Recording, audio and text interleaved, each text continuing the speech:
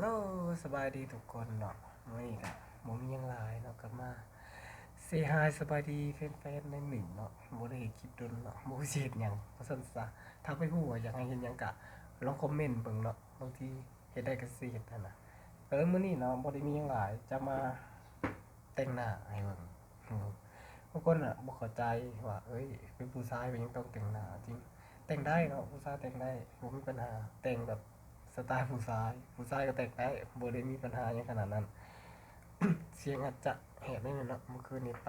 ปาร์ตี้มาเนาะโอเคก็อึ้งอะ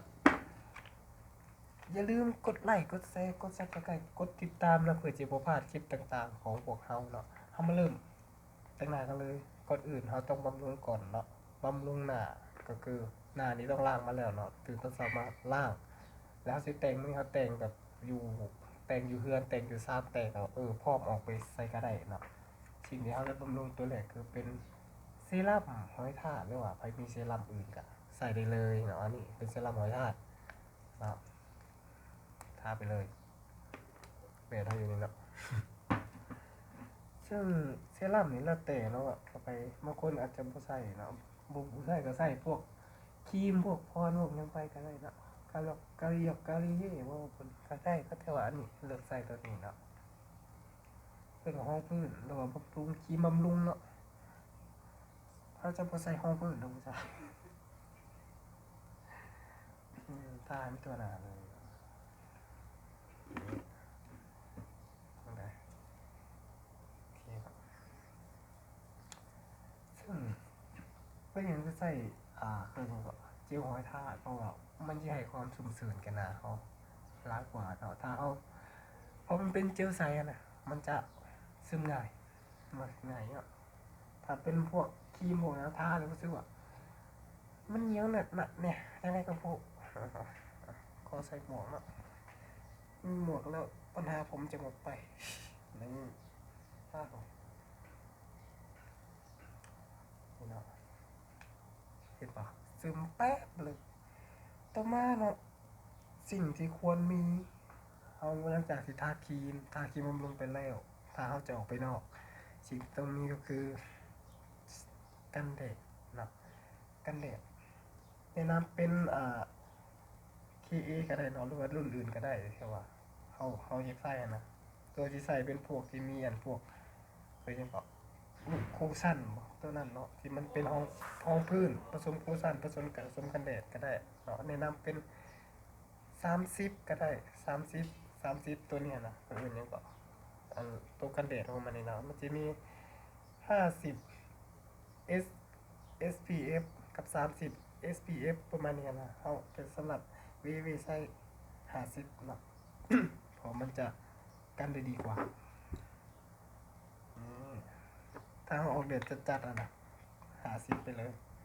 กันแดดตัวนี้ดีเนาะใช้กันแดดแล้วมันจะสวยมันจะสวยเรื่องของ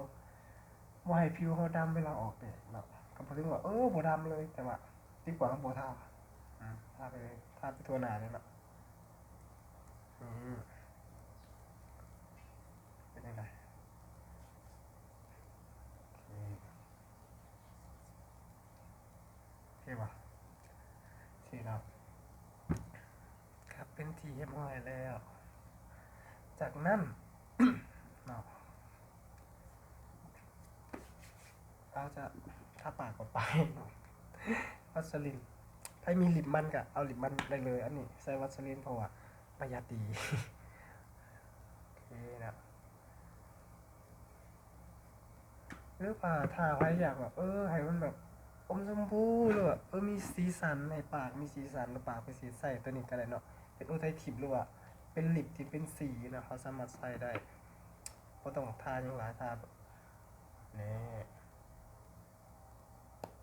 เห็นปะมันจะมีสีชั้นชั่วกันมาทันทีเนาะโอเค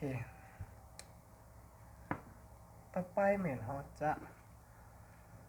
ลงแป้งมาซึ่งแป้งเนี่ยตัวไหนวะอยู่นี่แป้งเนี่ยกล้าออกหมดแล้วใส่โดนแป้งนี่แนะนำเป็นกันแดดกันเนาะเป็นแป้งแบบเป็นแป้งโบให้ใส่เป็นแป้งเนื้อแมตต์เพราะว่า ให้ใช้เป็นแป้งก็ยังก็แป้งปาดแป้งปัดก็ยังบ่ฮู้เนาะแต่เนื้อว่าเจ้านี่เนาะเนื้อโอ้อายเด้อเว้ยแบบว่าเอามาปัดๆบ่แม่นเอามาแบบเป็นเรื่องผู้สั้นหั่นน่ะให้เป็นสิก็จะมันสามารถกลบเกลื่อนรูมขนแล้วก็ช่วยในเรื่องความมันหนาเนาะจะเอาบำรุงลงไปแน่นอนล่ะมันเกิดความมันแน่นอนเฮาใส่แป้งตัวนี้เข้าไปเนาะบ่ต้องทาหลายทาพอให้หน้าบ่มันท่องไว้เนาะบ่แม่นทาจนขาวโอ้เขาต้องเข้าใจจุดประสงค์ว่าเขาแต่งหน้าเพื่อหยังบ่แม่นว่าแต่งแต่งให้มันคือผู้หญิงบ่แม่นแต่งเพื่อว่าหน้าเฮาให้ถือกับสภาพของหน้าเฮาหน้าเฮามันเฮาก็ต้องเฮ็ดให้มันบ่มันเนาะถ้าหน้าเฮาแห้งเฮาก็ต้องเฮ็ดให้หน้าเฮามันประมาณนี้นะเข้าใจบ่โอเคเนาะนี่แซ่ดูดีกันตั้งเยอะเบิ่งเอาก็ไปสำเร็จแต่ถ้าไผจะมีแบบมีแต้มคิ้วก็ได้แล้วแต่ว่าอันนี้มีคิ้วแล้วบ่แต้มเนาะเรื่องตาอะไรเงี้ยเขาจะบ่แตะต้องเขาจะเน้นบำรุงแล้วก็เน้นแบบขาวใสอมชมพูประมาณนี้แต่ว่ามีสิวก็สร้างมันอันนี้แบบเขาแต่งแบบอยู่เฮือนอยู่ซ่านอยู่กลางเว้นซื่อๆเนาะจะประมาณนี้โอเคเนาะเดี๋ยวดูกันเป็นยังไงแตกต่างกันเกาหลีมาเลย ง่ายๆเนาะเป็นโบดนเนาะอันนี้ถ้ามาแต่งเป็นหัวมึงยันได้เนาะสำหรับคลิปนี้ก็จบเพียงเท่านี้เนาะอย่าลืมกดไลค์กดแชร์กดติดตามที่สำคัญกดกระดิ่งแจ้งเตือนนำเผื่อจะบ่พลาดคลิปต่างๆที่เวอัพลงเนาะสำหรับมื้อนี้ขอตัวลาไปก่อนบ๊ายบาย